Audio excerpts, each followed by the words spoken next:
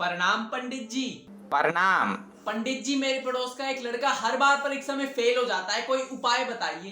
बेलपत्री की बीच वाली पत्ती पर शहद लगा लीजिए और शंकर भगवान के शिवलिंग पर जाकर उसको बच्चे के हाथ से चिपकवा दीजिए। मगर पंडित जी, आपके घर के आसपास नहीं मिलता ये पेड़ जो आपके नाबालिग बहन ने उस क्लास में कांड कर दिए जिस क्लास में हम बच्चे सेकंड पोजीशन आने पर रोते हैं। ओए, मेरे बारे में कुछ भी बोल मगर मेरे पापा के बारे में कुछ भी नहीं, वरना वो तेरे ब्रेन ट्यूमर का इलाज नहीं करेंगे। मगर मुझे तो ब्रेन ट्यूमर है ही नहीं। तो हो जाएगा। फिर बाबा जी, मैं इलाज कहाँ से कराऊंगा? मेरे पापा से। लिख दिया 2 दिन में ब्रेन ट्यूमर का इलाज बाबा के पास।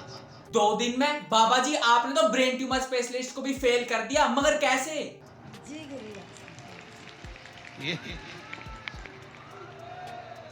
शंकर भगवान बड़ी कृपा करे हैं और आपके चेहरे की स्माइल और प्रसन्नता भी बताती है कि इन लोगों को भी पता चल गया बाबा ने ब्रेन ट्यूमर का नाम लेकर बाल तोड़ का इलाज कर दिया।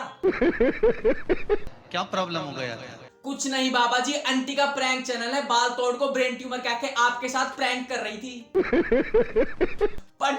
पंडित जी, मैं सरकारी नौकरी का एग्जाम बहुत बार दिया हूँ पर निकल नहीं पा रहा है, कोई उपाय बताइए पंडित जी। कोई एग्जाम में बैठ रहे हो, सरकार की कोई परीक्षा दे रहे हो, किसी एग्जाम में बार बार इंटरव्यू दे रहे हो, नहीं निकल रहे हो, चाहे सीए की हो चाहे किसी की भी हो, एक काली मिर्ची शंकर भगवान के शिवलिंग पर चढ़ाई, दूसरी काली मिर्ची को दरवाजे की चौखट पर रख दीजिए। चौखट जानते हैं? चौखट पे रखकर अपने उल्टे पांव को उस काली मिर्ची पर रखिए और घर से बाहर निकल जाइए। अरे पंडित जी, उपाय मांगा था, घर निकाला नहीं। क्या बोला तूने? पंडित जी ने उपाय कर करके बहुत सारे लोगों के गवर्नमेंट एग्जाम निकलवाए हैं। हाँ, मगर खुद का बैल 8वीं में अटक गया। ओए धोती मत खोल। पंडित जी, साड़ी भी पहनते हो क्या? मान लो अगर बच्चे कोई एग्जाम में बैठ रहे हैं या कंपटीशन एग्जाम है या नौकरी के लिए अप्लाई कर रहे हो, 4-6 महीने से बैठे हो, 8 महीने से बैठे हो, सर्विस नहीं है, नौकरी नहीं है, तो एक छोटा सा उपाय अवश्य करिएगा शिव महापुराण का। महाराज, बेलपत्री के पेड़ के नीचे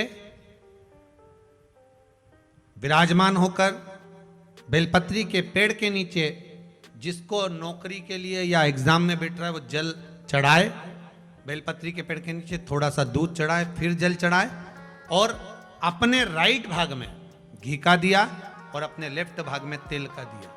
किसी भी प्रदोष के दिन, प्रदोष काल में एक बार लगा दे, उसके बाद में अपनी कामना कर कर बेलपत्री के पेड़ के नीचे धोख लगाकर प्रणाम कर कर आ जाए और चले जाए इंटरव्यू के लिए। मगर बाबा, इंटरव्यू तो देखा जाए, दिक्कत तो एग्जाम की थी।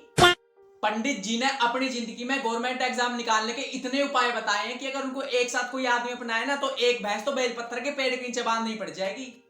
उसकी जिंदगी में कुछ भी नहीं बचा और कर्जे में लतालुम हो गया। एक चावल का दाना अगर वो प्रदोष के दिन, प्रदोष काल में शाम के समय पर शंकर के शिवलिंग पर चढ़ा देता है तो 3 या 4 प्रदोष में उसका कर्जा चूकना प्रारंभ हो जाता है। पंडित जी, कर्जा ज्यादा ही बड़ा हो तो चावल के कट्टे चढ़ा सकते हैं? नहीं। पंडित जी, कृपया करके अपनी कथा चार्ज करने के रेट बताइए। साइकिल बेकार भी हो जाती थी तो उसको सही करके फिर खुश होकर चलाते थे। 1 रुपये में 1 करोड़ की जिंदगी जीते थे। अरे पंडित जी, कथा ना सुननी, चार्ज बता। पहले तो यहाँ जजमान विनोद जी भी हैं और वो पांडे जी भी हैं और आगे रायपुर में जो बसंत जी कथा कराए हैं, भिलाई में एक अग्रवाल परिवार ने पूर्व में भी कथा कराई हैं।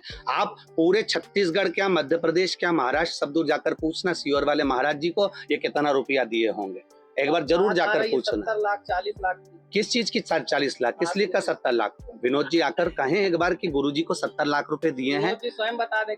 विनोद जी आइए, बताइए। अरे पंडित जी, वो क्या बताएगा, मैं ही खोल देता हूँ आपकी धोती। कथा चार्ज करने की जरूरत ही क्या है? कितना कमा रहे हो आप यूट्यूब से?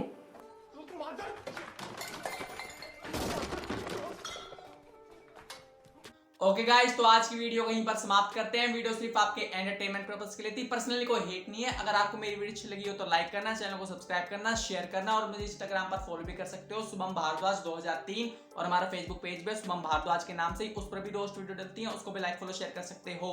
बाय।